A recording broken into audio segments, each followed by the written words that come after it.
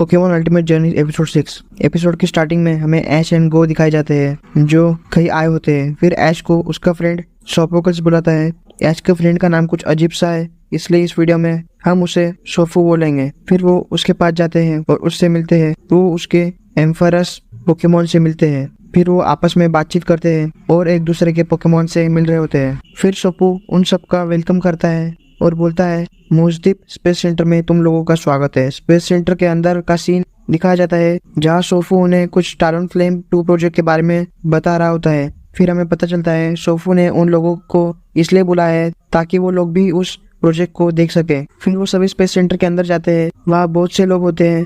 उनके सामने एक बंदा आता है, वो उस एरिया का इंचार्ज होता है। फिर वो उससे बात करने लगते हैं। फिर वो उन्हें टालोनफ्लेम प्रोजेक्ट के बारे में बताने लगता है। टालोनफ्लेम नाम सुनकर ऐश को टालोनफ्लेम पोकेमॉन याद आता है, तो गो ऐश को बताता है कि वो पोकेमॉन नहीं है, वो सैटेलाइट है जिसका नाम टालोनफ्लेम है। फिर वो उन्हें टालोनफ्लेम सैटेलाइट के लॉन्चिंग की रिकॉर्डिंग दिखाते हैं। लॉन्चिंग का पूरा प्रोसेस देखने के बाद हमें पता चलता है कि वो लोग एम्परस की टेल का यूज करके उस सैटेलाइट की लैंडिंग कराने वाले हैं।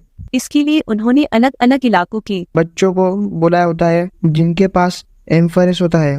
फिर वो बंदा सोफो को बोलता है, अपनी position low. एम्फरस ash and go से टकरा जाता है जिससे वो दुखी हो जाता है। फिर वो टोगेडेमारू से भी टकरा जाता है जिससे जो मशीन होती है वो डैमेज सी हो जाती है, पर उसी चीज पे किसी का ध्यान नहीं जाता। उसके बाद रात हो जाती है। एम्फरस को एक मशीन से जोड़ा गया होता है। हम देखते हैं कि किसी चीज का काउंटडाउन चल रहा होता है। उसके बाद एम्फरस जिस मशीन से जुड़ा होता है उसके जरिए वो पूरे सिस्टम को पावर दे रहा होता है और उस पावर की वजह से एक री निकलती है जो सीधा सैटेलाइट तक पहुंचती है।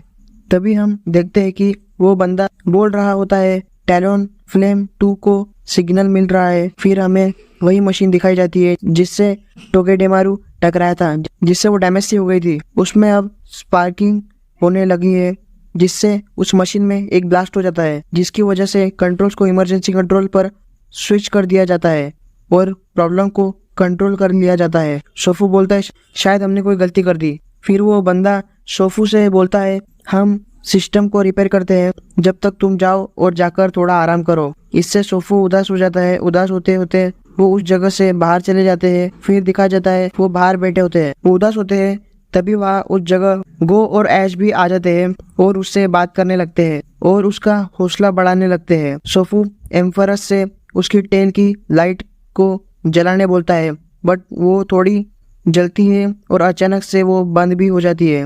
वो दोबारा उस लाइट को जला नहीं पा रहे होते बहुत ट्राई करने के बाद भी, जिससे वो बहुत ज्यादा उदास हो जाते हैं और उदास होकर वहां से जंगल की तरफ भाग जाते हैं। सभी लोग जंगल की तरफ जाते हैं और उसे ढूंढने लगते हैं, पर उन्हें वो नहीं मिल रहा होता है। फिर सोफू ऐश एंड गो को बताता है, शायद ये इसलिए हो रहा है क्योंकि मैं एम्फरस का रियल ट्रेनर नहीं हूँ। गो बोलता है, इसका मतलब एम्फरस किसी और का पोकेमॉन है। सोफू बोलता है, हाँ, वो मेरे कजिन का एम्फरस है। इस प्रोजेक्ट के लिए मैंने उसको मेरे कजिन से लिया था। सोफू ऐश एंड गो से बात कर ही रहा होता है, तभी ग्रोकी को वहाँ कुछ चमकता हुआ सा दिखाई देता है, इसलिए वो उसके पीछे चला जाता है।